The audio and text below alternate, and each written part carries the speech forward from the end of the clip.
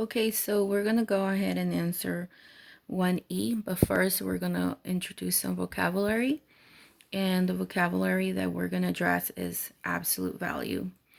The definition is distance away from zero.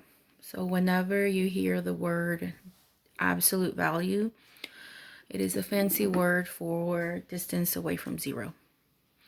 There's a symbol that is used to annotate absolute value, and it's two bars. So it looks like two L's. When you read it, you have to automatically read it as the absolute value of whatever number is inside. There is a hint. The absolute value, which is distance away from zero, is always going to be positive. So here's the first example. So I look at my problem, and I'm going to read it. The absolute value of -6 is 6. Here's my second problem.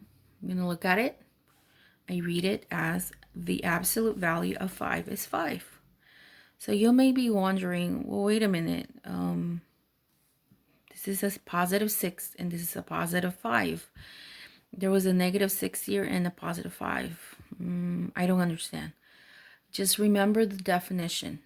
Absolute value stands for distance away from zero. It's not really asking you for like an actual number. So it's just the units away from zero. So the question for 1E is, the flea is currently to the left of zero and the absolute value of its location is 4. Where on the number line is the flea? So I'm going to go ahead and show you guys how is it possible that absolute value is annotated by a positive number. So in the question, it indicates that the flea is currently to the left of 0. So starting at 0, I'm going to circle the left side. So we're only looking at negative numbers. It states the absolute value of its location is 4. So I'm going to draw my two bars, and I'm going to remember that it's distance away from 0. So they told us that it's 4. So starting from 0, I'm going to go ahead and count 4 units. That's the distance, not the number.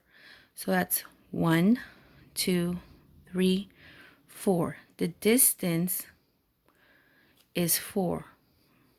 The absolute value